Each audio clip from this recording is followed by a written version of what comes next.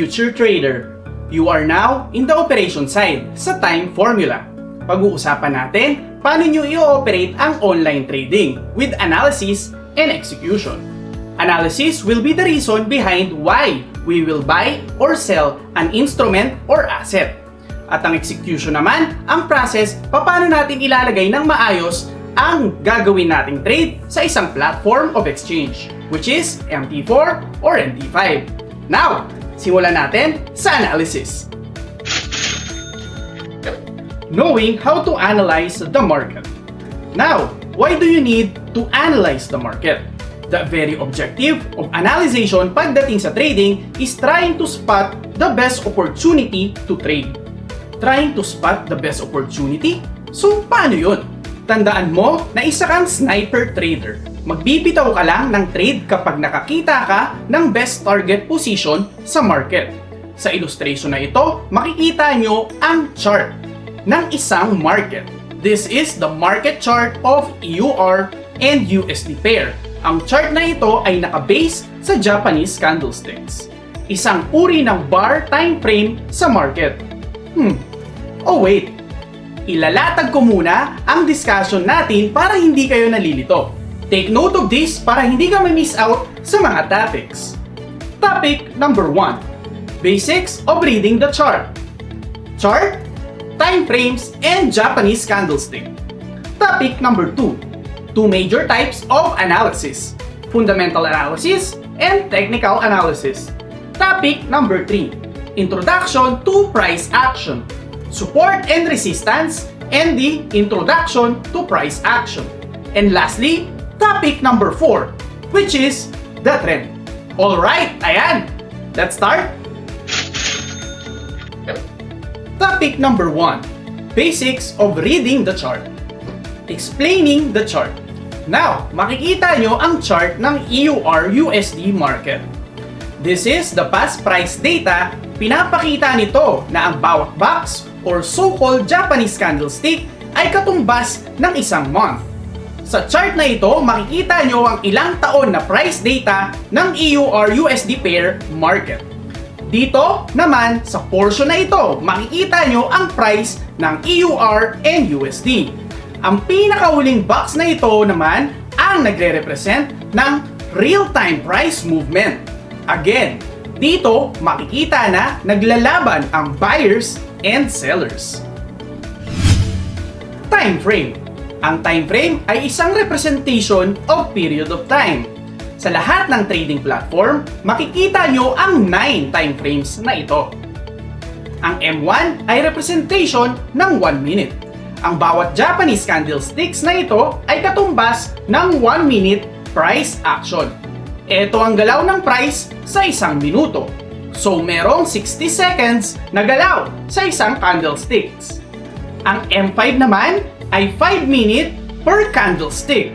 At sa loob ng isang M5 candlestick ay meron 5 M1 candlesticks. Ang M15 ay 15 minutes per candlestick. At sa loob ng isang M15, it also represents 5 M5 candlesticks or pwede rin na 15 na M1 candlesticks. Ang M30 is 30 minutes per candlestick. At sa loob ng isang M30, it also represents 2 M15 candlesticks or 5 M5 candlesticks and 30 M1 candlesticks. H1 is 1 hour per candlestick. At sa loob ng isang H1, it also represents 2 M30 candlesticks, 4 M15 candlesticks, 20 M5 candlesticks, and 60 pieces of M1 candlesticks. Ganyan din sa ibang natirang candlesticks. Sa loob ng candlesticks ay may representation ng maliliit na candlesticks. Ang H4 is 4 hours per candlestick. D1 is 1 day per candlestick. W1 is 1 week per candlestick. And MN is 1 month per candlestick. Japanese candlestick. So, ano ang Japanese candlestick? Ang Japanese candlestick ay one of the most common price data representation na ginagamit ng traders sa buong mundo. Wala pang computer noon nung naimbento ang Japanese candlestick ni Mr. Homa, isang Japanese rice trader. Ang Japanese candlestick ay sumasalamin sa supply and demand. To illustrate, sa market chart ng EURUSD na ito sa platform of MT4 or MT5, makikita nyo na sa time frame ako ngayon ng 4H. Meaning, 4 hours ang bawat bar na ito na nakikita nyo. Naalala nyo pa ba ito sa lesson ng The System? Yung concept of tug of war, familiar ka na, di ba? Ito yan. Ang concept is that every Japanese candlestick ay isang period ng tug of war. Meaning, naglalaban ang buyers and sellers sa isang period of time, which are represented by the time frames na napag-usapan natin kanina. Sa isang time frame, naglalaban ang buyers and sellers. At isa sa kanilang possible, manalo kada time frame. Paano mo malalaman kung nanalo ang buyer or seller? Ganito yan. May two colors na nagre-represent if nanalo ang buyer or seller. In default, ang MT4 or MT5 ay nakaset sa green and white color. For example, after ng 1 minute sa M1 time frame, mabubuo ng kumpleto ang M1 Japanese candlestick. Kapag nanalo ang buyer, lalabas ang green Japanese candlestick. At ang candlestick na lalabas ay puposisyon pataas. Kapag nanalo naman ang seller, lalabas ang white Japanese candlestick. At ang candlestick ay puposisyon pababa. Now, basahin natin ang isang Japanese candlestick. Kapag nanalo ang buyer, by default color, green Japanese candlestick ang lalabas, di ba? Sa illustration na ito, ang body ng green Japanese candlestick, ito naman ang tails or shadow ng Japanese candlestick. Dito nag-start ang price kapag nabubuo ang isang Japanese candlestick.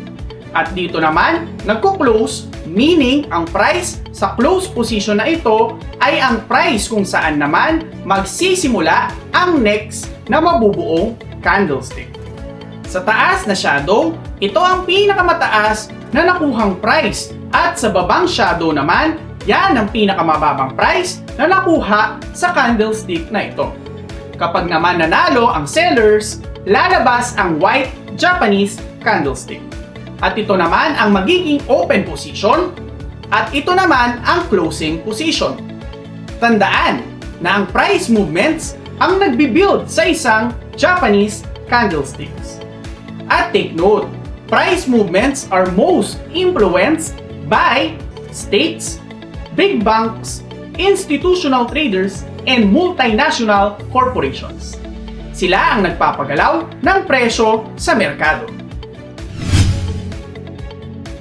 Topic number 2. Two major types of analysis.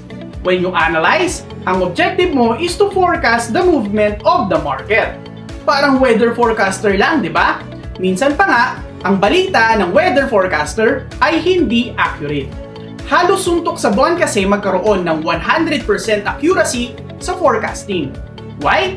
Dahil tulad ng weather, ang market ay napakaraming factors na kinukonsider na kapag inisa-isa mo pa, kakainin nito ang oras mo at hindi ka na makakapag-trade dahil sa overthinking. At dahil dito, ang isang market ay mahirap basahin. When you analyze, syempre, dapat nakabase ang analyzation mo sa facts, reliable data, hard-proven pieces of evidence, empirical analysis or observation, at economic rules or laws. Okay?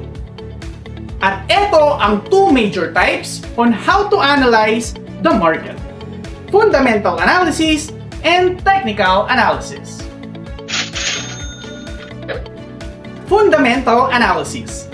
If you will analyze the market by fundamental approach, you will focus on the overall state of the economy, either by quantitative or qualitative approach, or both. It includes factors katulad ng central bank interest rates, production rate, employment rate, GDP or Gross Domestic Product, and many more. It answers the question whether there is a high demand on a certain asset or instrument.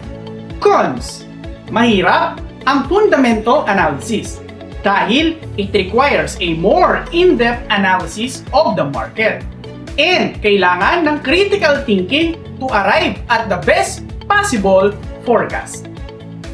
Pros: ang kagandahan sa fundamental analysis ay ang ganitong uri ng analysis is backed up by facts, reliable data, hard-proven pieces of evidence, empirical analysis or your observation, at economic rules or laws such as law of demand and supply. Technical analysis. If you will analyze the market by technical approach, you will focus on analyzing the past data and the market statistics. It includes patterns or repeated behavior in the chart. Tandaan na ang prime principle pagdating sa technical analysis is that, tandaan mo to ha, history repeats itself. Yes, history ay umuulit sa market. Ang paggalaw ng presyo ay umuulit-ulit lang. Merong pattern na makikita ka. At dahil umuulit-ulit lang ang paggalaw ng presyo, you can determine the next possible outcome dahil naulit na yung ganong pangyayari. Mas madali ang technical analysis kesa fundamental analysis. Bakit? Dahil ang pagbabasa gamit ang technical analysis sa market ay pwedeng automated na ng mga pre-programmed tools to determine readings in the chart. Ang indicators naman, such as this, ang nagsasabi sa'yo if there will be a potential entry or exit sa market. Now, let's take a closer look and compare the two major types of analysis. Technical analysis focuses on past data, while fundamental analysis focuses on overall state of the economy. Technical analysis is easier to use than fundamental analysis. And lastly, ito ang take namin sa FXPH pagdating kung ano ang mas effective. Overall, ang mas effective is the fundamental analysis dahil ang approach ng fundamental analysis is to determine the whole state of economy. Yung mga factors like bank interest rates, production rate, employment rate, GDP or Gross Domestic Product, and many more na need mo pagtahi-tahiin at i-determine if it will move the price in the market. Yung tipong need mong magbasa ng mga important news that will affect the economy tulad ng US election or international policy making. Medyo masakit sa ulo dahil matrabaho at sabi ko nga sa inyo, you need critical thinking. However, kahit na mahirap ang paggamit ng fundamental analysis, it will give you the most precise forecast in the market. If you choose technical analysis naman, it will save you time sa pag-analyze ng market dahil it requires a minimal amount of time to check if ang indicators ay nagpapakita na sa chart. Try to research these famous types of technical analysis: Bollinger Bands, and moving average, convergence, divergence, or famously called as MACD. One of the rules sa paggamit ng technical analysis ay wag kang gagamit ng more than 2 indicator sa chart. Lalo na kung beginner ka pa lang.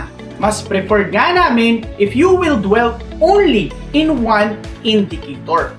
Just choose one. Okay?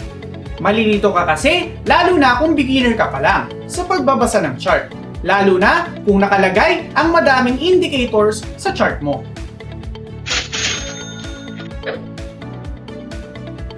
Topic number 3. Introduction to Price Action. A key analysis for technical approach. Support and resistance. Ang pricing sa isang merkado ay may tinatawag na levels or pricing level na kung saan pwede natin abangan ang susunod na price ng isang market.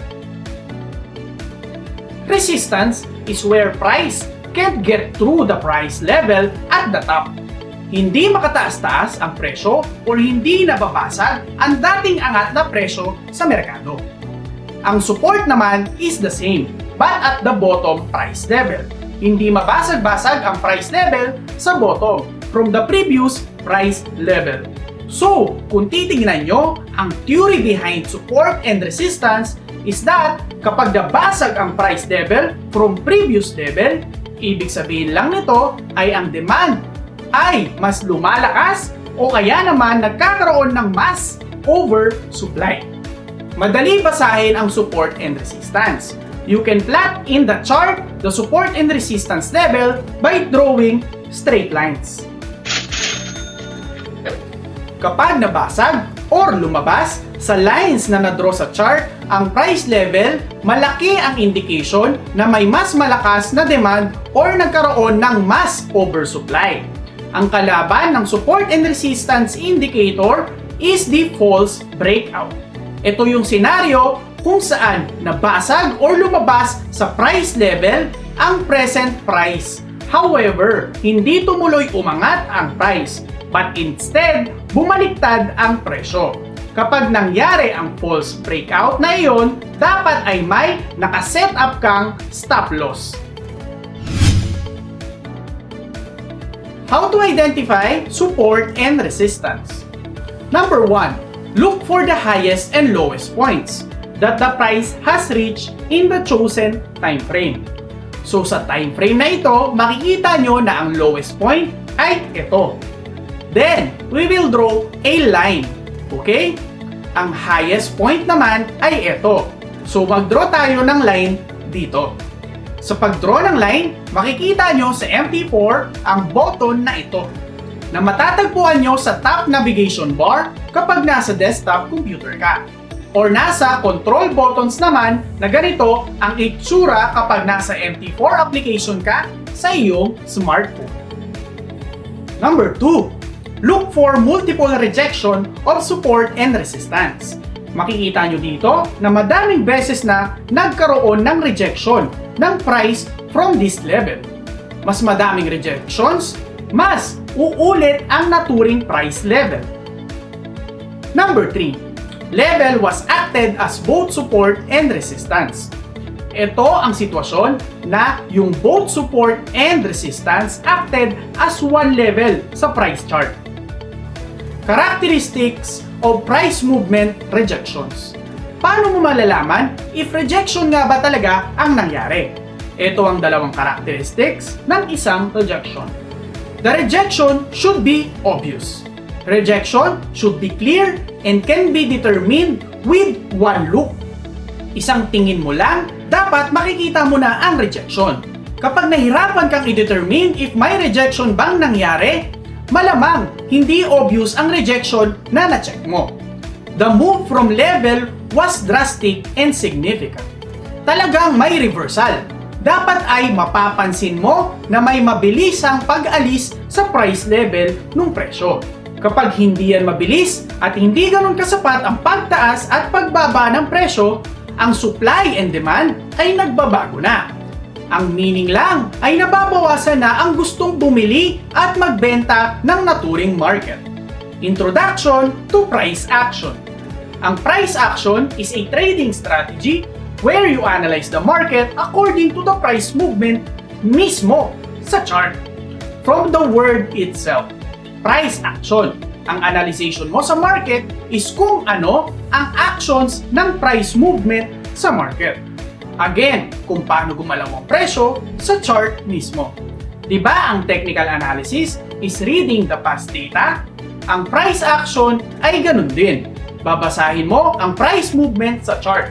Meaning, ang price action is a type of technical analysis. Ang advantage ng price action is that we will no longer study hard and focus on the overall state of the economy. Dahil nga, technical analysis, ang price action strategy, tayo ay magpo-focus lang sa chart. The truth is, we are limited with the information na nakukuha natin sa news. Ang economic news at ang mahalagang bagay na nakakaapekto sa ekonomiya ay kadalasan late na nailalabas sa public. Sa oras na lumabas na ang news, ang price sa market ay gumalaw na dahil ang news ay nangyari na. Ang mga big banks and institutional traders ay may mga team of expert para i-analyze ang market. At ikaw ay nag-iisa lang. As a retail trader, we don't have that kind of resources katulad ng mga institutional traders and big banks. What we have is our internet connection at Google para kuhaan ng information. Ang price action strategy ay isang simple strategy wherein we will determine the future price by simple patterns na makikita sa chart. Dahil mag-isa ka lang mag-a-analyze ng market, kakailanganin mo ng simple strategy. At syempre, yung effective. Hindi mo na kailangan ng team para i-analyze ang market. What you will be needing is to determine saan ba ang mga big banks at institutional traders maglalagay ng trades nila para ikaw ay sasabay na lamang. Sa price action strategy, makikita nyo saan susunod na pupunta ang presyo by determining the patterns set by the price action strategy. Ready ka na ba makita ang pattern? Kwentuhan muna kita para mas maintindihan mo. Imagine, bumili ka ng isang sako ng sibuyas na nagkakahalaga ng 3,000 pesos at ito ay iyong hinord. You hold it and watch the value of the price increases to 7,000 pesos per sako.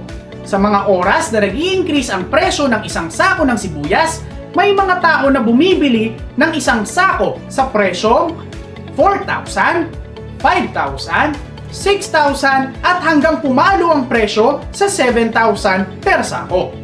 Ang mga buyers na tumanggap ng presyo sa mas mataas na value kesa 3,000 pesos ang nagdadala sa presyo sa mas mataas na value. Ngayon, dahil sa sobrang taas na ng presyo, halos wala ng tao na gustong bumili ng sibuyas sa halagang 7,000 per sako. Ang mangyayari ay bababa ang presyo ng sibuyas dahil ang demand dito ay nawawala na. Dahil nga, walang gustong bumili. Kapag bumaksak ang presyo ng isang sako ng sibuyas sa merkado sa 3,500 pesos, makakakita na naman tayo ng mga buyers na willing bilhin ang isang sako ng sibuyas sa halagang mas mataas kesa 3,500 pesos. Muli, tataas na naman ang presyo sa 7,300 pesos at bababa na naman sa 3,200 pesos. Kung makikita nyo, ito ay isang cycle lamang sa presyo. Tumataas at bumababa. Sa isang market, makikita natin ito madalas. Now, dito na papasok ang ating support and resistance. Simula sa 3,000 na presyo ng isang sako ng sibuyas, tataas ito hanggang 7,000 pesos at bababa ulit sa 3,500 pesos.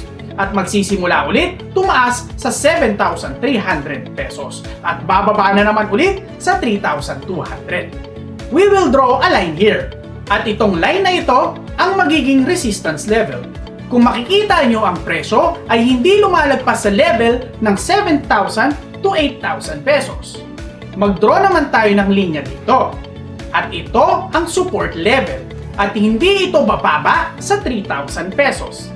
Kung ikaw ang magtitrade, saan sa tingin mo possible best mag-open ng trade sa market na ito?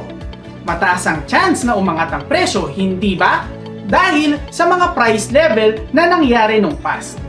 So, sa level ng 3,200 pesos, magpapasok tayo ng trade at maghihintay to reach 7,000 pesos na price level. Yan ang simple price action strategy.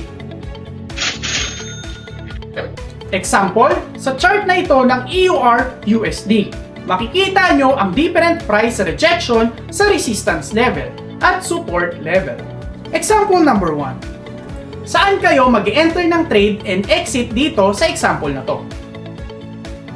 You can enter your trade here sa level na ito at you can set your exit here.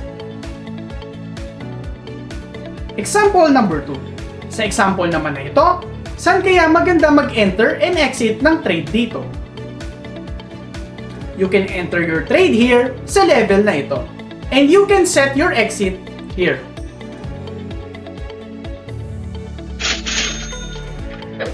Sa price action strategy, madami ka pang dapat malaman at alamin. You can research on price action strategy sa YouTube at i-combine mo ang knowledge na natutunan mo dito at ang matututunan mo sa mga research mo. What you need to research is the advanced price action strategy. Mas detailed na explanation on how to enter and exit a trade. Dito sa lesson na ito, nabahagi ko na ang basic understanding ng price action. So, now, ang assignment mo is to be more precise sa pag-enter at pag-exit ng trade mo by researching other strategies pagdating sa price action. Topic number 4. The trend, the underrated method. Ano ba ang trend? It is the general direction of the market. Or kung sa fashion, ito yung tinatawag na uso. Or sa balita naman, trending news. Di ba? Kapag naman ang isang bagay ay viral sa social media, ang sasabihin ng mga tao, trending. Kasi yung ganito or kung sino man. Now, ang trend ay tinuturing na best friend ng mga traders sa chart. Dahil kapag sumunod ka sa trend ng price at nag-enter ka ng trade, sasabay ka sa pagtaas or pagbaba ng presyo. Ang trend ay madalas long direction price sa market. Mabilis mo makikita kung may trend ba sa market kung tumingin ka sa mas mataas na time frame. Ito ang example ng trends. Pataas na trend. Pababa na trend. Kung makikita nyo, malaki ang nilayo ng presyo from support level or resistance level. Kaya nga, sinasabi ko sa inyo na kapag nag-enter kayo ng trade sa support o resistance level at nagtuloy-tuloy ito sa isang trend, ikaw ay possible kumita ng malaki. Paano naman natin malalaman saan tayo mag-enter at mag-exit ng trade para makasabay sa trend? Ito ang example ng isang chart na may mga trends. Downtrend, uptrend. So check natin ang portion na ito ng chart. For example, hindi pa nag-unfold ang portion na ito sa chart. Now, look at this. In this illustration, you can see na merong trend. At ang broken lines na nakikita nyo ay ang mag-unfold pa lang na price. You can see here sa past data na ito ang lowest point sa time frame. So, maglalagay tayo ng support line. Ang next na nangyari ay nagkaroon ng isang mataas na presyo at tatawagin natin na high price level. Ang next na nangyari ay bumaba ang presyo. However, hindi ito bumaba na mas mababa sa presyo ng lowest point, which is this. Diba? Now, ang next naman na nangyari ay tumaas ang price at nagkaroon ng higher high price level. Ito ay mas mataas sa nakaraang price level. And then again, bumaba na naman ang presyo at nagkaroon ng higher low price level. Mababa ito, ngunit hindi mas mababa sa naunang low price level. Now, from higher low, kapag tumaas ng bahagya ang presyo, dito tayo magkakaroon ng opportunity to enter our trade. At malaki ang chance na tumuloy-tuloy ang presyo pataas.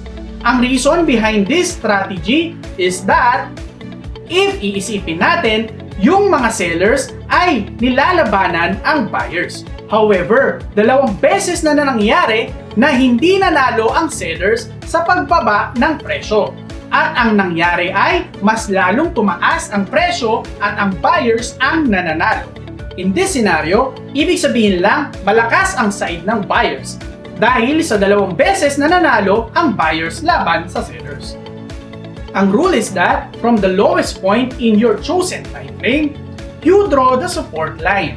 If you see high, low, higher high, and higher low, it is with a chance na aangat pa ang presyo. And you will enter a trade kapag umangat ng bahagya ang presyo pataas from higher low.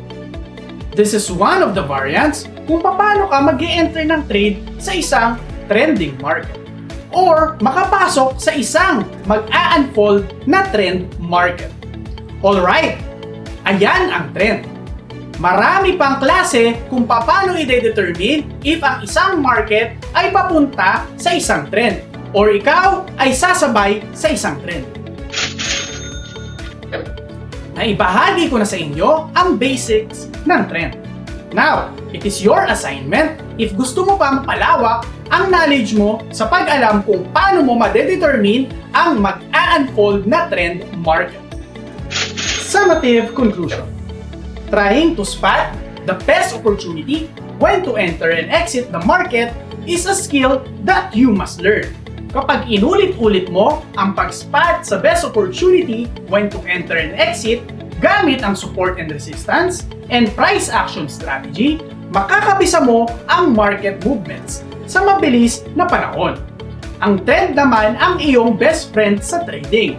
Kapag nakapasok ka in the early stage sa market bago mag-unfold at tama ang analysis mo, possible na tumuloy-tuloy ang price at malaki ang kikitain mo.